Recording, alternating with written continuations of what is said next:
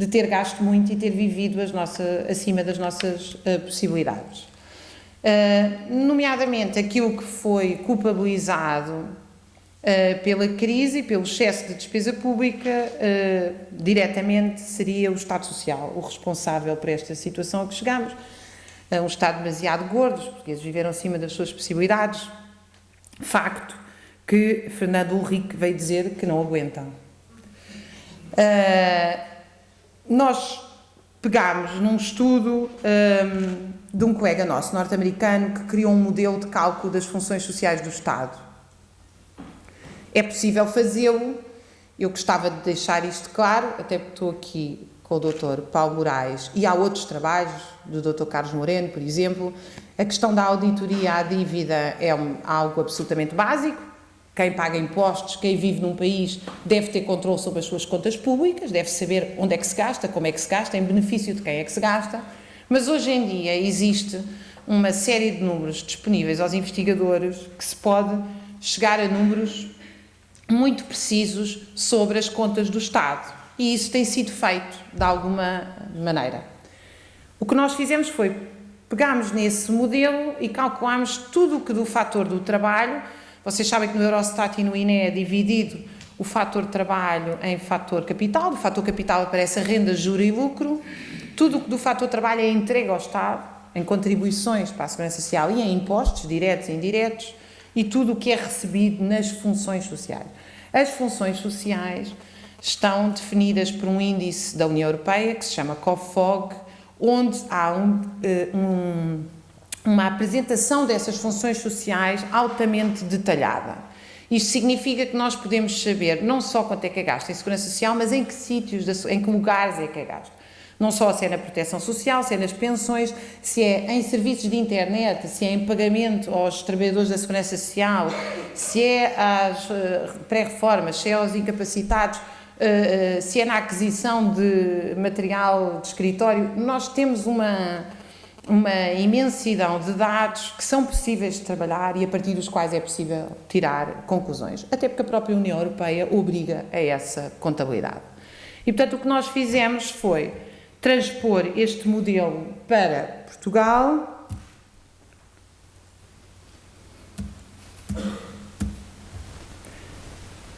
e, a partir deste modelo, nós temos aquilo que designamos como salário social líquido. Há outros que designam por salário indireto.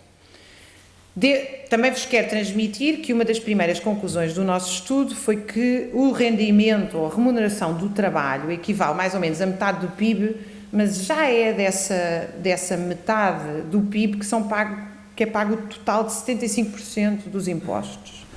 Isto dá uma imagem do desequilíbrio fiscal a que estão sujeitos, a que nós estamos sujeitos. Bom, então o modelo de cálculo, eu vou passar à frente, isto é o índice COFOG, é tudo o que é contabilizado nos serviços sociais e nós temos o resultado que é o salário social líquido. E eu vou-vos dar uma ideia dos resultados. Aqui, o que vocês têm aqui à vermelha é o déficit do Estado.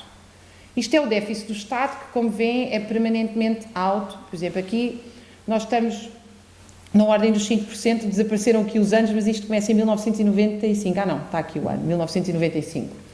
E o que é que nós temos aqui? Nós temos o salário social líquido. Vocês vejam que até 2002 os portugueses pagam mais do que recebem do Estado e nunca nos foi dito onde é que foi parar esse dinheiro. A partir de 2002 há um ligeiro déficit nas funções sociais e em 2009, 2010 ele aumenta até 4% do PIB. Perdão. De todas as maneiras, o déficit ele é sempre maior. Claro que o déficit tem que ser atribuído aos BPMs, às parcerias público-privadas, aos próprios juros da dívida pública e não às funções sociais, que, como se vê, o superávit é compensado pelo déficit. Mas nós, esta é a contabilidade geral e sobre a qual nós não temos nenhuma dúvida em relação a estes resultados. Onde existem dúvidas é quando nós entramos no item funções sociais e vamos ver um por um. Por exemplo, nós não sabemos se os estádios, a construção de 10 estádios de futebol, a União Europeia permite que eles sejam alocados à função economia ou à função desporto. Por exemplo, a parque escolar, todo o investimento feito na parte escolar, ele foi alocado à função social educação. Os layoffs das empresas, a formação profissional, parcialmente alocado ao Fundo da Segurança Social, já representa mais de 1% do PIB. A própria transferência dos fundos de pensões para a Segurança Social, eu já lá vou com mais detalhe.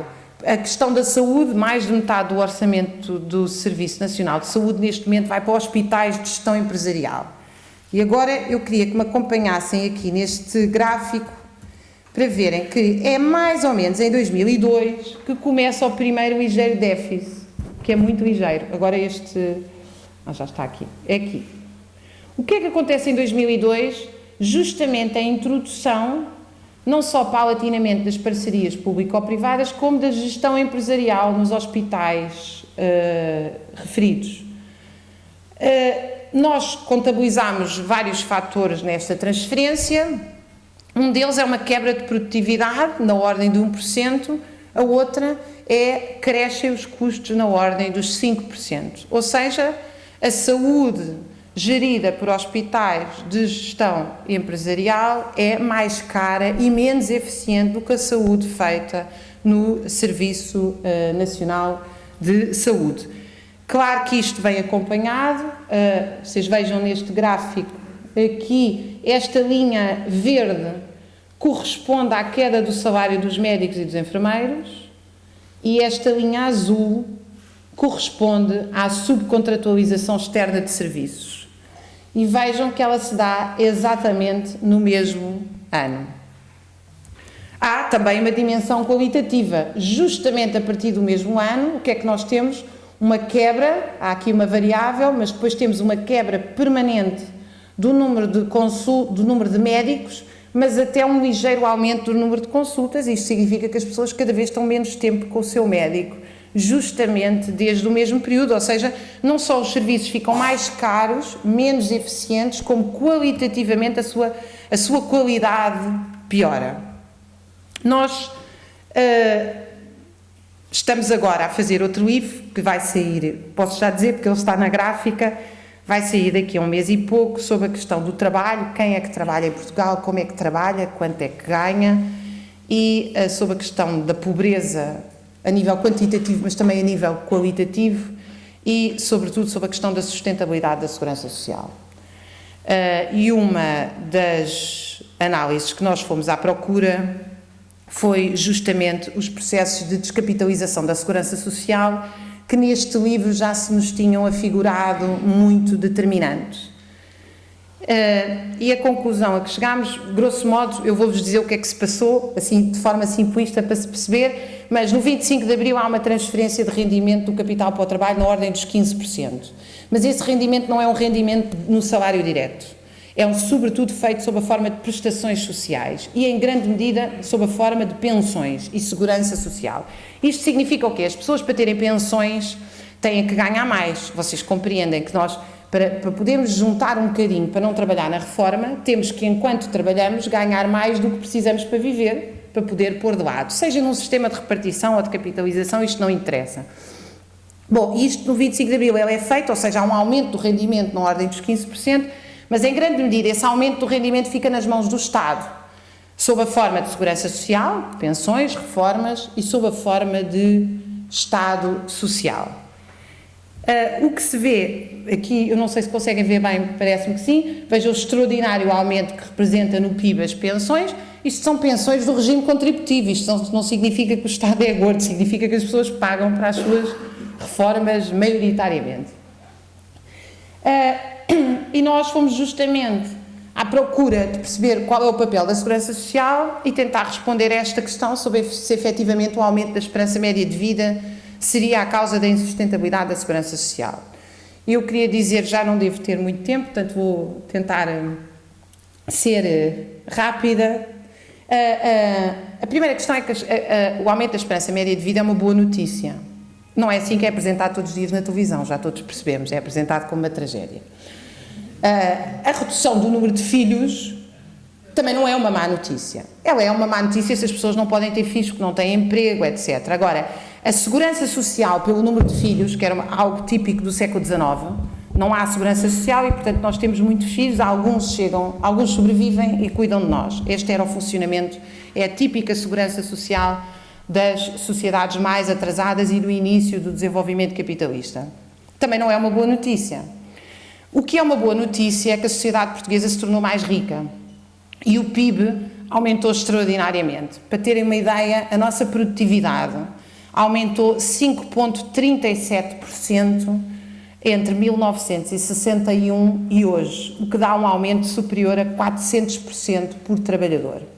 Cada trabalhador é mais de 400% produtivo do que era em 1961. E, portanto, quando nós pensamos a sustentabilidade da segurança social, vejam, se nós pensamos a sustentabilidade da segurança social com 500 mil de desempregados e precários, nós temos um problema. Se nós pensamos a sustentabilidade da segurança social a partir do número de trabalhadores de uma empresa e não da riqueza produzida por essa empresa, nós também temos um problema.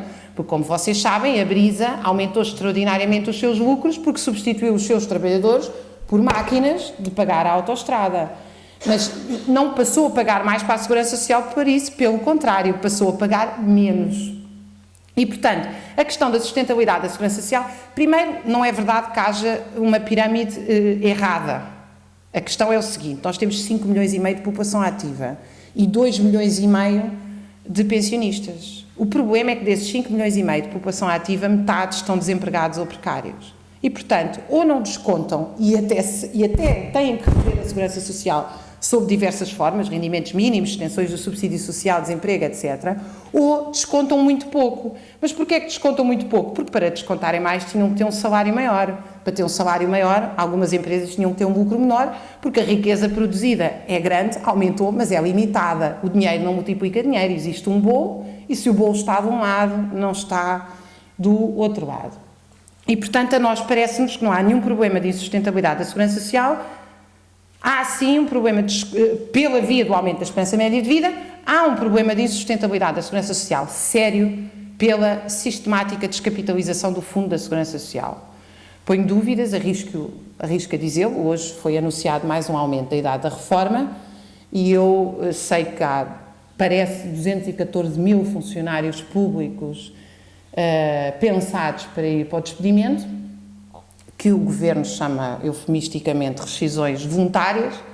Devo-vos dizer que uma boa parte desses funcionários públicos, se for para as ditas rescisões voluntárias, ele irá no mesmo esquema que implicou todas as mudanças das relações laborais em Portugal nos últimos 30 anos. É a mão de obra mais velha, com mais direitos, que não vai para a reforma. Primeiro vai para o desemprego e fica 3 anos no subsídio de desemprego.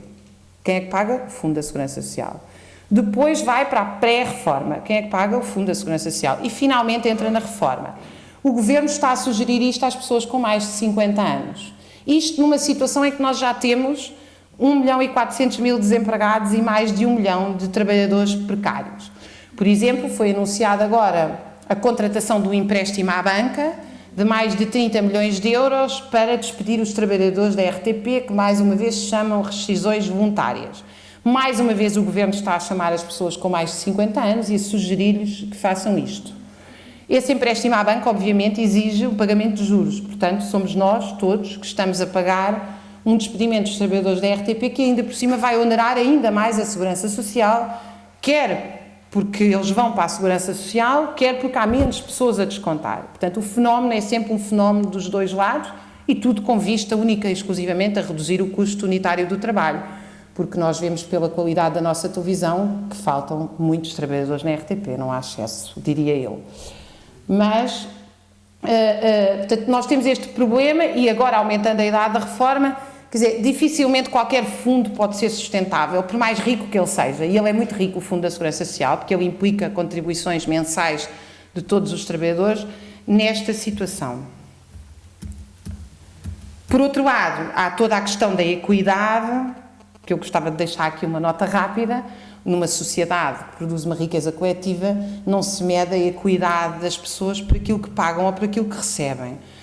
Todos nós tivemos, eu, avós, alguns de vocês, pais, que não contribuíram para a Segurança Social, mas educaram os filhos com muito suor e lágrimas, como se dizia, para que esses filhos pudessem ser formados e pudessem produzir mais riqueza. Mas isso não significa que aqueles pais não tenham contribuído. A contribuição deles foi a educar aqueles filhos. Portanto, quando nos dizem que há dívidas nos hospitais deixadas pelas pessoas mais velhas, vocês vejam, os hospitais têm dívidas. Tínhamos que descobrir porquê. Qual é o papel das farmacêuticas, das Siemens Medical Care, das Philips, daquelas empresas todas em que os hospitais se transformaram em autênticos negócios lucrativos. Mas, independentemente disso, os hospitais podem ter dívidas, mas também estão hospitais. O que é que eu quero dizer com isto? Quem deixou este país, deixou os hospitais, deixou a formação da mão de obra, deixou talento, deixou muita coisa que não é contabilizada na folha da reforma. E, portanto, a questão da equidade, quando se calcula a segurança social, não se, é indecente do ponto de vista moral olhar para uma pessoa com 65 anos e dizer que ela já não é produtiva e, portanto, podemos lhe cortar a reforma e não lhe pagar os medicamentos porque ela está, sinceramente, a mais, e isso o Governo deve ser o próximo passo a seguir ao Imigrem que nós vamos ouvir. Já numa piada no Festival Literário da Madeira, eu levei uma nota de um frade do século XVIII na Irlanda que sugeria comer as crianças para acabar com o problema da crise. Comia-se as crianças todas pobres, até se reduzia o salário, porque as pessoas já não tinham que ir comprar comida e acabava-se com a pobreza. E eu já pensei se este governo vai sugerir comer os velhos também para acabar com a crise, porque a produtividade vai aumentar, deixamos de ter que gastar dinheiro em medicamentos. Enfim, vocês compreendem que este argumento absurdo é o argumento de uma sociedade que mede o contributo das pessoas desta forma, que é uma forma intolerável do ponto de vista moral, mas que também não faz nenhum sentido do ponto de vista económico, porque estas pessoas não só contribuíram para a sua segurança social e entregaram-na a uma entidade que não se revelou de bem, o Estado, para cuidar dela, como contribuíram com a sua riqueza social. E, portanto, muitas das coisas que elas fazem e fizeram estão cá, estão erguidas. Nós estamos aqui numa universidade que foi construída por pessoas que se calhar já estão na reforma, mas as paredes estão cá. Percebem o sentido da equidade e da riqueza social que eu queria assinalar. E, portanto, eu queria só dar-vos alguns exemplos. Vocês sabem que só há cerca de 400 mil portugueses que recebem mais de 1.200 euros por mês líquidos. Todos os outros recebem menos. Isto para dar uma noção, por causa da questão de que vivemos acima das nossas possibilidades. Portanto, nós temos verdadeiramente salários muito baixos. E por isso é que nós temos 10% dos trabalhadores não recebem o suficiente para chegar ao fim do mês, são considerados, estão no subemprego ou abaixo do limiar de subsistência. 42,2% dos portugueses são pobres, segundo a definição do limiar de pobreza das Nações Unidas antes das transferências sociais. Portanto, este é e, como eu disse, 500 mil estão desempregados ou precários.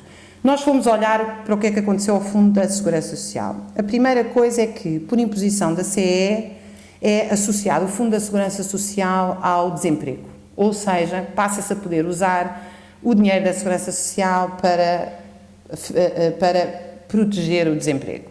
Na verdade, o que se calculava já em 1986 era que, com o desenvolvimento tecnológico, sem uma redução do horário de trabalho, isso iria implicar o aumento do desemprego, porque se introduz tecnologia e se não se reduz o horário de trabalho, há desemprego.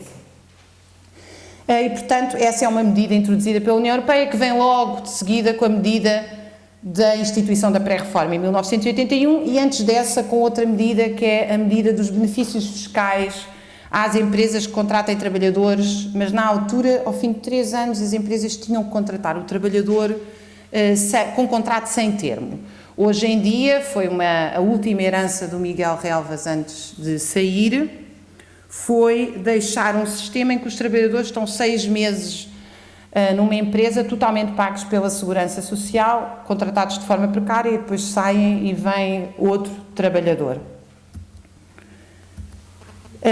As pré-reformas, elas são massivas, começam massivamente nas duas maiorias absolutas então de Cavaco Silva, mas continuam depois com os outros governos e elas são aplicadas a N setores. Primeiro às empresas antes de serem privatizadas, PT, banca, etc., que querem ter as empresas rentabilizadas com baixos custos laborais. E, portanto, em vez de pagarem as indemnizações para os trabalhadores saírem, que são altíssimas, convidam-nos a ir para a pré-reforma, o custo recai maioritariamente sobre a Segurança Social. Mas isso foi feito com os estaleiros navais, com os estivadores, com uma série de setores seguem essa via. O que, de certa forma, se refletirem comigo, é usar o dinheiro dos pais para precarizar os filhos.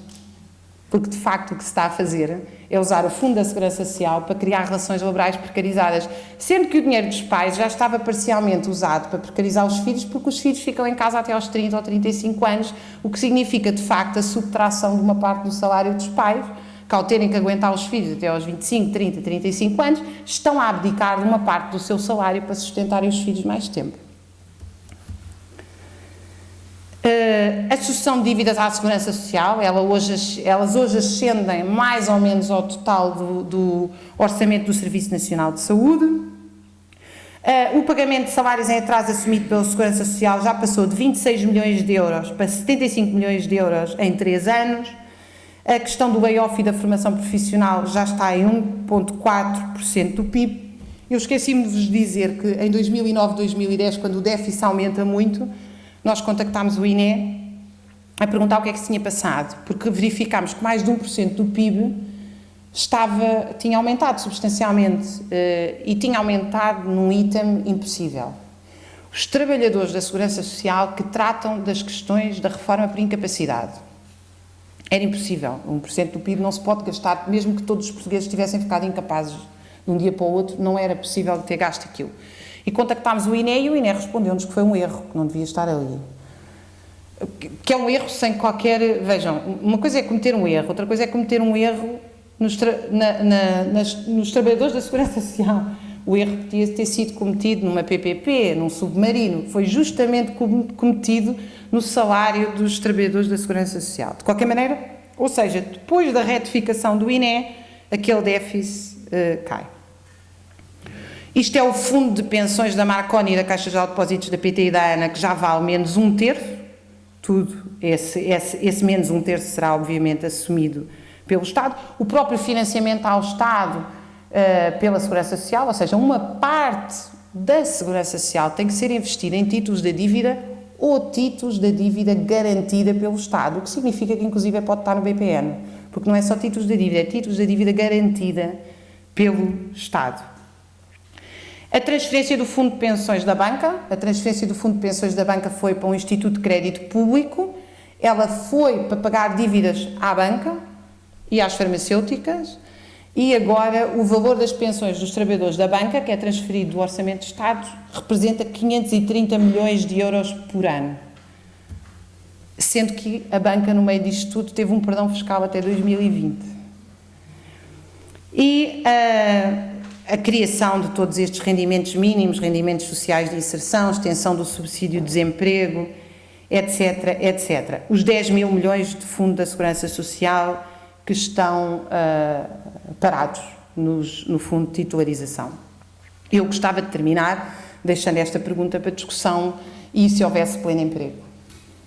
Nós produzimos um PIB de 170 mil milhões de euros, há 1 milhão e 400 mil pessoas que não estão a trabalhar e, de facto, parece-me que a chave de sustentabilidade da segurança social e de uma sociedade saudável é rever toda a política de emprego e garantir o pleno emprego pela redução do horário de trabalho para todos, porque não há outra forma de garantir a sustentabilidade da segurança social nem do Estado Social que não seja garantido emprego para todos. Emprego significa emprego com direitos significa descontos a sério, e só essa forma, a solidariedade intergeracional só pode funcionar assim, não pode funcionar de outra maneira, mas esta é uma escolha política, ela não é uma escolha divina, creio eu. Obrigada pela vossa atenção.